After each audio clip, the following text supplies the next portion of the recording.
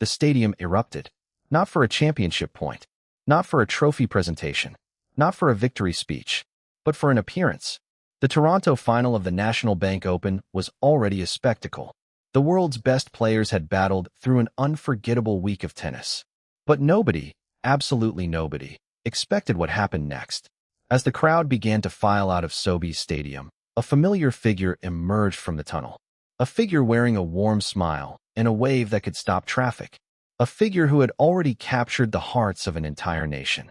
Alexandra Eala had returned. Not as a player.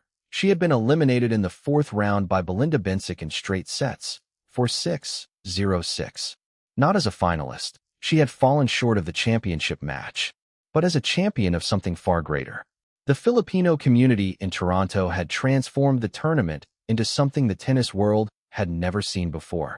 Over 270,000 strong, they had filled the stadium, waved their flags, and turned Sobeys Stadium into a sea of blue, red, yellow, and white. They had sold out every match Eala played. They had chanted her name until their voices gave out. They had made the National Bank Open their own personal little Manila.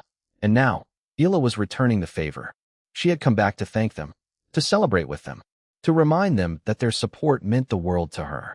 And when the crowd saw her, they went absolutely wild. Welcome to RallyVerse. Today, we break down the incredible story of Eala's appearance at the Toronto final.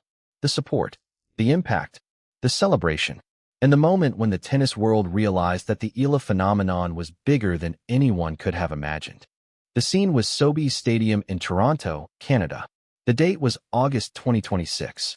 The tournament was the National Bank Open, a prestigious WTA 1000 event that attracts the world's best players. But this year, something was different. Something was extraordinary. Something was unprecedented. The Filipino community of Toronto had come out in full force. With over 270,000 Filipino residents in the Greater Toronto area, the diaspora had found its champion. Alexandra Eala, fresh off her historic first WTA title at the Mubadala DC Open in Washington, had arrived in Toronto to a hero's welcome. The demand for tickets was astronomical. Tournament director Carl Hale later described it as unprecedented and unlike anything seen before in Toronto. When Eala's first match was announced, tickets sold out in just 30 minutes. The organizers had initially scheduled her match on the grandstand court, but the overwhelming demand forced them to move it to the larger center court, which is 10,077 seats. It was a sellout. Every match Eala played was a sellout. We've never seen anything like that in Toronto before, Hale said in a post-tournament press conference. It was unexpected. The Filipino fans did not just show up. They showed out. They waved flags, wore custom shirts, and created handmade signs. They chanted Eala's name with the passion of a World Cup crowd. One fan attended a match wearing a dinosaur costume wrapped in the Philippine flag. Others held signs that read, "Past my bedtime, but cheering for you, Alex." The atmosphere was electric. The chants of "Let's go, Alex," echoed across the stadium, so loud that the in-arena announcer could barely be heard. The organizers had never seen anything like it. Eala Mania was not just a spectacle. It was a phenomenon that had a tangible impact on the tournament. For starters, it brought thousands of new fans to tennis. Many of the Filipino fans who packed the stadium had never attended a professional tennis match before. They came to support their champion, and they left with a newfound love for the sport. The tournament director, Carl Hale, observed this firsthand. She was just so engaging with her fans and the community. It was really beautiful to see her so loyal to her fans, he said. The fans just get so excited about her. The impact extended beyond the stands. The tournament embraced the Filipino culture, offering Filipino food like chicken adobo and lumpia. One vendor even reported running out of food halfway through the tournament, a first for the event. "It's the first time I've ever heard. Halfway through the tournament, they ran out of food offering just because of a player," Hale said. The organizers were so impressed by the turnout that they began planning for future events. Hale admitted that the tournament had learned a valuable lesson about connecting with Toronto's diverse communities. "We're part of this great multicultural community in Toronto, so we want everybody to be a part of this event in the future," he said. Eala's popularity was also reflected in her media appearances. She did interviews with major networks, engaged with fans on social media, and even participated in a doubles match with the legendary Venus Williams. The tournament also featured a special touch, a food stall serving Filipino adobo, celebrating the culture that had embraced the tennis star. Eala herself acknowledged the support. Kamusta tayo ngayon, Toronto? Wagawa nayo na yung mga bandila nayo, Patinjan, she said in her post-match interview after her first victory, waving to the crowd in Tagalog. I am eternally grateful. I just came off Washington, so I really feel like this is a celebration. Eala's arrival in Toronto was the culmination of a season that had already been historic. Her 2026 campaign had been nothing short of extraordinary. At Wimbledon, she reached the fourth round for the first time in her career, stunning defending champion Iga Swiatek with a 7-6, 9, 6-2 victory. She became the first Filipino player to reach the round of 16 at the All-England Club. Then came the Mubadala DC Open in Washington. Eala was unseeded.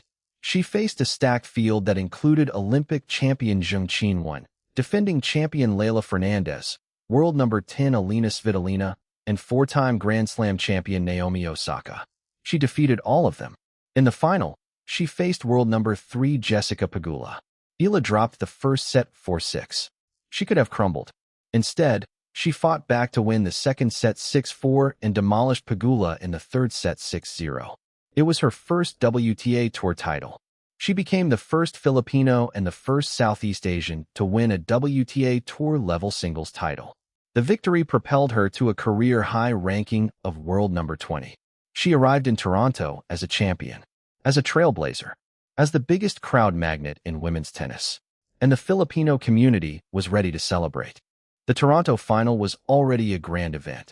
The top players had battled through an intense week. Iga Swiatek had emerged victorious, rolling to her first title of the season. But the real story unfolded after the match. The crowd was beginning to disperse when a familiar figure emerged from the tunnel. Alexandra Eala. She had been eliminated in the fourth round by Belinda Bencic, who swept her 4-6, 0-6 to end her 7-match winning streak. But Eala was not there to play. She was there to celebrate.